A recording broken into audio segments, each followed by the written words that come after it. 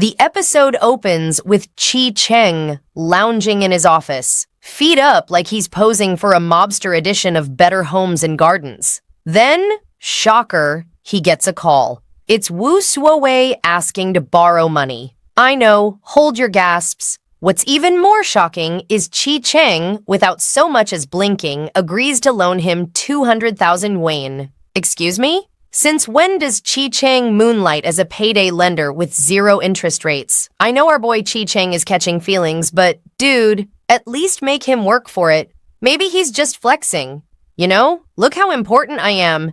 And by the way, did you know I'm rich? Naturally, Chi Cheng's curiosity gets piqued. He asks what the cash is for, like some concerned uncle who just knows his nephew is about to blow it on bad ideas. And of course, Wu Suowei doesn't disappoint. He's planning to buy another batch of snake hatchlings, because obviously the last reptile pyramid scheme went so well. Is it just me? Or can anyone else smell a setup simmering like a reheated leftover? Trying to sound smart, Wu Suowei claims he now knows what went wrong before and has the magic formula for success. Sure, buddy. Tell us more about your TED Talk on Snake Economics 101. Right on cue, a notification pings on his phone. Boom. 200,000 yuan transferred. Meanwhile, Dr. Zhang sits there like a stunned bystander watching someone win the lottery by accident. Wu Suowei, meanwhile, looks like a mastermind plotting from his evil lair. He's slowly reeling Chi Cheng in for a mega smackdown. And honestly, I love it. Wu Suowei is feeling himself, confident, cocky, practically strutting. He has a plan, he has grit, and he's making Chi Cheng fall in love with him just so he can stomp on his gangster heart later. Growth, people. That's what we call character growth. He's no longer the guy taking everyone's crap. He's on a mission, even if it's as shady as a limited-time offer with no end date. Meanwhile, Wu Suowei is out here playing big boy games. Forget checkers. Our boy's moved on to high-stakes chess, and he's feeling it. He uses Chi Cheng's money to buy more snakes, because apparently this show will never run out of snakes, and the owner now treats him like a VIP, terrified of crossing him again. Fear works wonders for customer service. One thing's for sure, Wu Suowei is turning out to be a player because he's smart, and he has another motivation.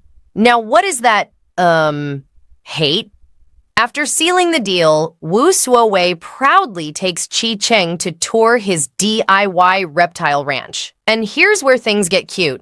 Chi Cheng looks at him differently, with something that almost resembles respect. He even tells Wu Suowei he's clever. Yes, folks, Wu Suowei is suddenly the Elon Musk of snakes. God help me, did I just say snake business like it's a legit career path? Anyway, the vibe shifts. The scene turns playful, even sweet. Wu Suowei says, "Thank you," and the camera lingers on it like this is Oscar-worthy material. He even surprises Chi Cheng with a gift. For Xiao Kubao, Chi Cheng's pet snake bracelet, Wu Suowei's made a custom little snake habitat, complete with a balanced mini ecosystem. Honestly, it's so touching I have to remind myself we're still talking about reptiles. Even Xiao Kubao getting freed from his plastic box looks like a Disney moment. Damn it, Wu Suowei, stop making me emotional about snakes. Also, the way this little gesture hits Chi Cheng right in his feelings is kind of adorable. He's standing there all quiet while Wu Suowei helps Xiao Kubao slither into his fancy new home, like a proud dad watching his kid's first day of kindergarten, if the kid were a reptile.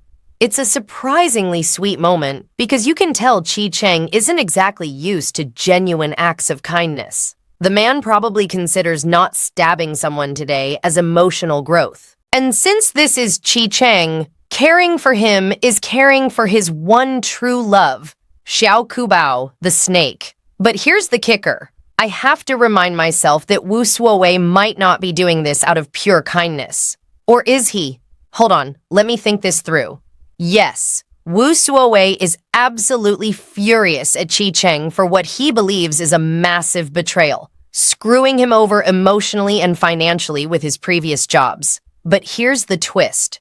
Wu Suowei's actually good at tenderness. Like, uncomfortably good. It's almost like these soft moments aren't just manipulation. They're part of who he really is. I'm calling it now. This emotional mess is about to get complicated. But hey, what do I know? I'm just over here watching a love story wrapped in snake handling and emotional sabotage. Of course, Chi Cheng has to break the mushiness by joking that the gift is for Xiao Kubao, not him. Wu Suowei, without missing a beat, says Xiao Kubao is his son, and giving to the child is the same as giving to the parent. And me? I'm squirming on the couch like, wait, are we really doing snake co-parenting now? And just when I think it can't get any sweeter, Wu Suowei gifts Chi Cheng with a sugar figurine he's made of a snake. Yep, the theme continues. It's oddly adorable, and I can't believe those words are even coming out of my mouth. Chi Cheng says he'll take it home Saturday, and Wu Suowei, oh, you can see it, instantly realizes that means he'll be with skinny mean girl. Cue the blood boiling in his veins. The next scene lands us with Chi Cheng and skinny mean girl back at Chi Cheng's lair. And let me tell you, this girl is such a ding-dong, she couldn't read the room if it came with a magnifying glass, neon arrows, and a Siri voiceover saying, "He's not into you." Chi Cheng shows her zero emotion, stone cold, and we get the message loud and clear. She's just a pawn in his chess game. He's using her to get his snakes back from Daddy Dearest, while she's out here thinking she's starring in a rom-com. Then boom, plot twist. Skinny mean girl lays eyes on Chi Cheng's sugar figurine and suddenly adores it, practically drooling over the thing. Excuse me? Oh hell no, sis. That's special, and only for him. Chi Cheng, being slick, tells her he'll get another one made by his friend. Translation? Not for you, sweetheart. Sit down. The comedy gold continues when she spots the box of skincare Wu Suowei gifted Chi Cheng and realizes it's the same brand her ex-boyfriend used. Her face screams, "Wait, what?" And all I can think is, oh, this is gonna be good. That little breadcrumb is clearly being saved for the big reveal when all the masks come off and the real chaos begins. This skinny fool actually tries to diss Chi Cheng's gift, and you can see it on his face. He's so not having it. Honey, Chi Cheng had your number the second he saw your bony behind sprawled across the hood of his Mercedes like it was a runway for bad decisions. She's not just clueless. She's the perfect sucker. Bless her heart and her terrible taste in men. Chi Cheng drops the bomb that he's taking her to meet his parents. Skinny mean girl instantly future trips her way into a full fantasy wedding, silk dress and Chi family fortune included. Girl, he's inviting you over for snake negotiations, not to pick out China patterns. Then comes the kicker. Chi Cheng leaves the room, and skinny mean girl spots Xiao Kubao chilling in his comfy habitat. She gasps like she's just seen the devil himself because, surprise, she secretly hates snakes. And then she calls Xiao Kubao a damn bastard. Girl, this is not going to go over well with Daddy. Imagine her trying to co-parent Chi Cheng's beloved reptile. Pass the popcorn. Meanwhile, Chi Cheng actually gets himself a special display case for that sugar figurine. He makes it a keepsake, which tells us everything. Wu Suowei is starting to chip away at his hard exterior. And no, folks, not that kind of penetration. Get your minds out of the gutter. But he actually holds Wu Suowei's gift like it's the crown jewel of emotional damage. The man staring at that thing like it's proof someone, somewhere, might actually care about him. Am I the only one starting to feel a tiny flicker of sympathy for this guy? Ugh, I hate this. He's supposed to be the tough gangster, not the thug life edition of Real Men Do Therapy Too. The next morning, Wu Suowei gets a surprise delivery, a massive haul of new clothes in his size and fresh bedding. Apparently, during his last weekly pop-up inspection, Chi Cheng noticed that Wu Suowei is out here living like a tragic rom-com extra, holes in his clothes, bed looking like it survived a cat fight. Dr. Jiang, bless his optimistic little heart, is actually impressed by Chi Cheng's gesture. He's like, see? Maybe he's not such a bad guy after all. He seems to care about you. Dr. Jiang even says maybe Wu Suowei should be with him instead of skinny mean girl. Wow. Did I just find another reason to love Dr. Jiang? Anyway, Wu Suowei gives that exactly half a brain cell's worth of thought before shrugging. He's rich. That's like pocket lint for him. Fair point, honestly. Then Wu Suowei declares he doesn't want any of it.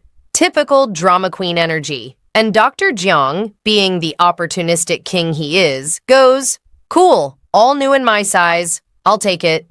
Suddenly, Wu Suowei grows a conscience and says he can only have one set.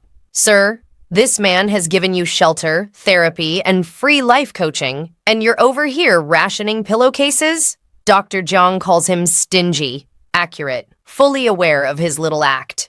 Later that evening, Chi Cheng decides subtlety is overrated and texts Wu Suowei something along the lines of, "Let's get you into a hotel king-size bed."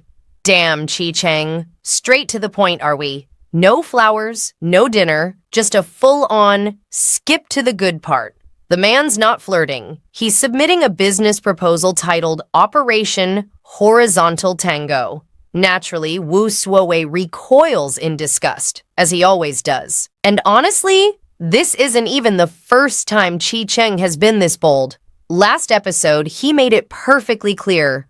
I do beds, not dates. Once again, amazing clarity. The man should give TED Talks on transparency. So yes, Wu Suowei knows exactly what's on the menu. But does he have what it takes to level up and execute his plan? Right now? Absolutely not. But hey, miracles happen, and I'm clinging to hope like it's my paycheck before rent hits. Later, Dr. Jiang catches Wu Suowei wrapped up like a human burrito in the same luxury sheets he doesn't want. When confronted, Wu Suowei hits him with a world-class BS excuse. Something about testing fabric durability or warding off insomnia demons. Sure, dude. So, like me, you might be asking yourself, why does Wu Suowei keep the stuff? Well, I think he actually appreciates the gesture. And, dare I say it, he kinda likes Chi Cheng. But of course, he can't admit that to himself. First of all, he's not gay. Sure, dude. And secondly, he hates the guy. Uh-huh. That's why you're sleeping in his gifted sheets, darling. Hate never looked so cozy. Cut to the next scene. Guo Chengyu and his favorite minion are hanging around a snake farm. I assume the snakes are his because he's feeding them. These two start chatting about Chi Cheng's missing snakes, and the minion innocently suggests it would be nice to return them. Chengyu's face basically says, "Bless your heart, but hell no." Instead, he reveals that he and Chi Cheng are rivals. Apparently, Chi Cheng has stolen someone from him. So now Chengyu plans to find those snakes and keep them. Because obviously, everyone in this show has a diabolical plan. It's called revenge love, not peaceful snake sanctuary. Everyone, circle up! Chengyu announced back in episode 2 that he's going to get with Dr. Jiang before Chi Cheng does, as if this is some kind of twisted love Olympics. Then he adds, after taking the slap heard around the world, honestly, a well-deserved wake-up call from Dr. Jiang, that the only person who's ever hit him since childhood is Chi Cheng. So yeah, he literally hates the guy.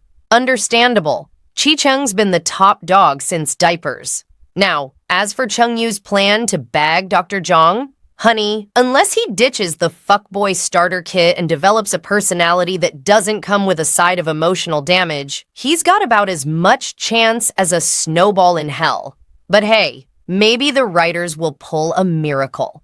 It better be one for the record books. I'm talking Lazarus-level resurrection. But the moment that really gets me grinning is remembering my fave Dr. Jiang scene.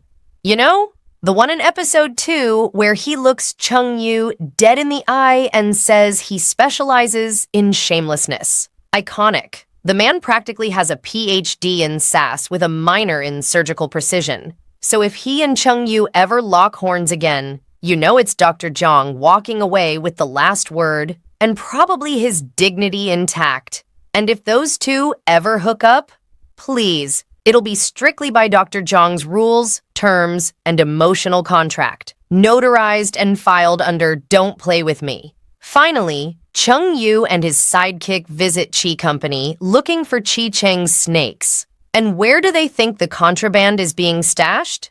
The cafeteria? Yes, because clearly snakes belong between the salad bar and the soup station. During their little tour, we learn Chung Yu is actually a respected business owner and, get this, Chairman Chi's godson. Aha! Suddenly, Chi Cheng's dad's side-eye in episode 1 makes sense. Why aren't you and Chung Yu close anymore? He asks, and we never get an answer. Well, now we know, because surprise, the plot just thickens like week old gravy.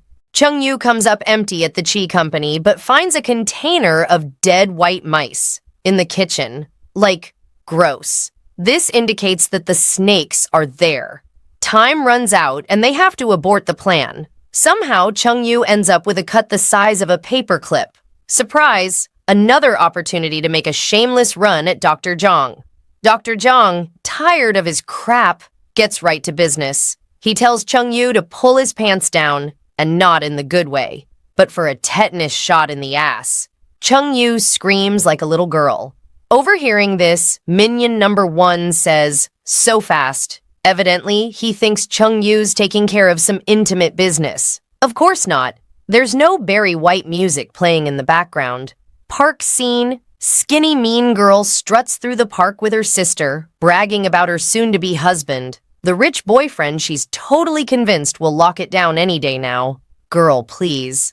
Anyway, her sister spots Wu Suowei and says, "He's cute." Skinny mean girl turns, sees him, and you can practically hear the internal record scratch. In her head, she's like, "Wait, is that him? He looks different."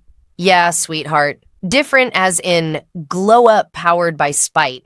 If you only knew." Meanwhile, Wu Suowei's off to the side, nervously fidgeting, radiating awkward energy like it's his side hustle. I love this short scene when Skinny Mean Girl spots him because it reminds us that Wu Suowei's not just going through a physical transformation, he's evolving emotionally too. Enter Chi Cheng, checking out Wu Suowei and his newly bought clothes. Wu Suowei's comedic timing is gold here. He tries to make a move, but his gay panic hits harder than a car alarm at 3 a.m. The park scene with Chi Cheng and Wu Suowei? Absolute comedy brilliance. Wu Suowei is trying to execute his grand plan, which apparently involves Operation Flirt Like a Pro. He wants to show Chi Cheng he's into him, maybe with a kiss, a touch, something, but bless his anxious little heart. Every time he tries, he short-circuits. The poor man looks like he's buffering.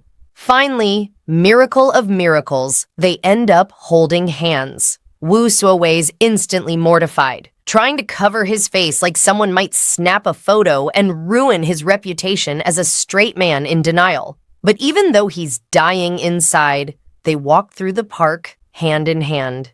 Then, Chi Cheng gets a call, and of course, it's Skinny Mean Girl, whining about missing dinner with his family. Wu Suowei can tell instantly who it is, but here's the kicker. He refuses to let go of Chi Cheng's hand.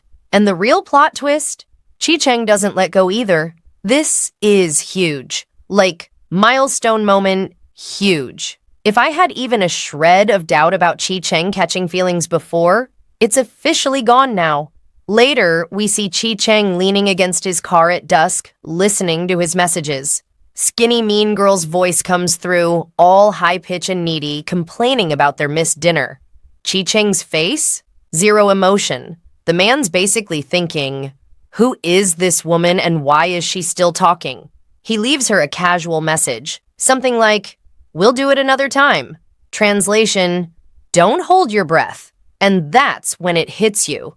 Yeah, Chi Cheng might still be pretending this is about his snakes, but the man's clearly distracted. He didn't go to dinner because something's changing, something he didn't see coming, and that something, or rather someone, is Wu Suowei. Next scene cuts back to Chung Yu and his minion at the snake farm strolling along. He tells his sidekick, the snakes, he's sure, are in the kitchen at the Chi Corporation.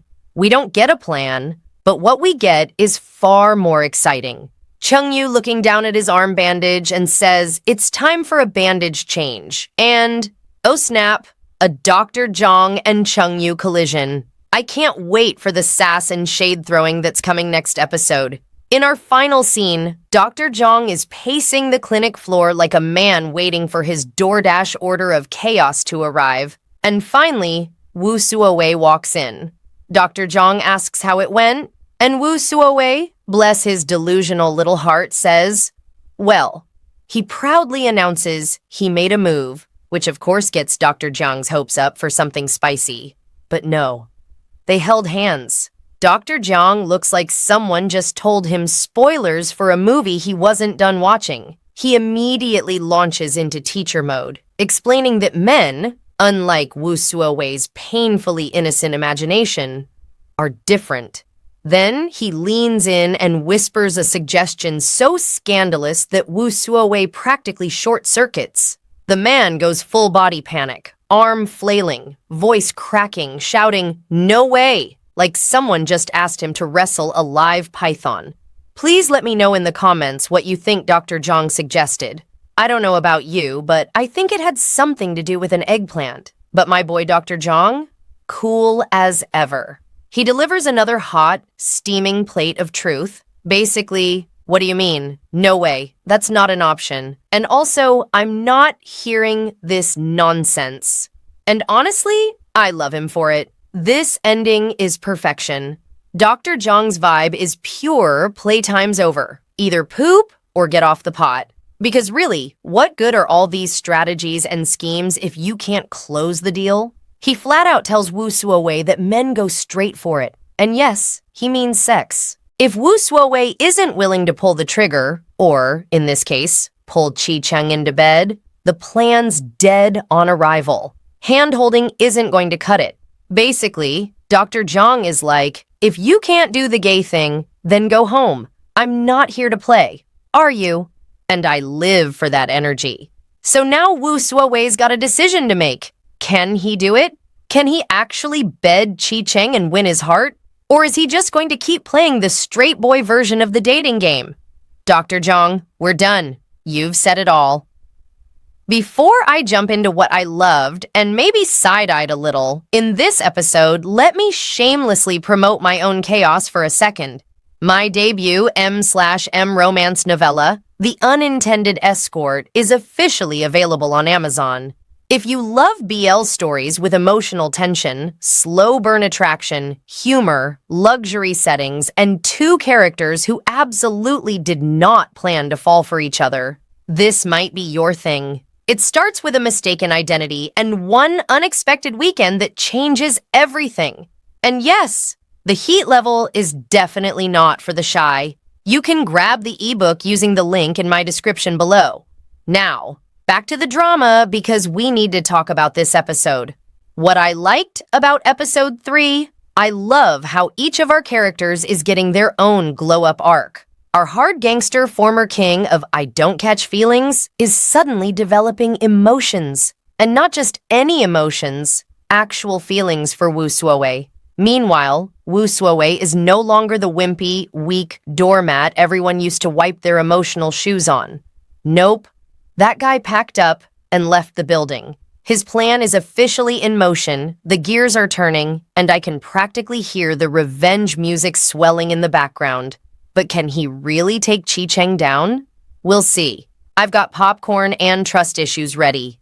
Chi-Cheng shows these quiet, believable flashes of vulnerability. Just subtle changes in expression, but they land. Woo Suowei's comedic timing? Impeccable. The man could deliver a punchline while being chased by a snake and still make it work. The pacing and plot progression were on point, and the humor? Still undefeated. That's what happens when good writing meets actors who know exactly what they're doing. And can we talk about the music for a second? Perfectly chosen for every scene. It grabs your emotions and drags them along for the ride like an Uber driver who refuses to take the scenic route. Concerns, aka things that made me go, Now, these aren't dislikes, more like mild existential concerns. I'm still not totally clear on just how evil Chi-Cheng really is. Sure, we've seen the snake fights, the shady night market empire, and that slimeball farmer shaking in his boots. The show wants us to know Chi Cheng has power and influence. But I'm sitting here wondering, what exactly did he do to earn it? Besides perfect his brooding glare and punch a guy selling melons, that is. And can we discuss the 200,000 yuan situation? Chi Cheng handed that money over faster than logic leaves the room during a love triangle. Like, sir, what? You've known this man for 5 minutes. Either Chi Cheng's heart is doing the cha-cha, or he's running a secret long game we haven't seen yet. Either way, I'm side-eyeing that transaction like a suspicious cat. Another episode, another emotional roller coaster, and I am living for it. I hope you'll join me for the next deep dive into revenge love, because I clearly have no self-control, and neither do these characters. Thanks for supporting the channel. You're keeping my drama addiction thriving.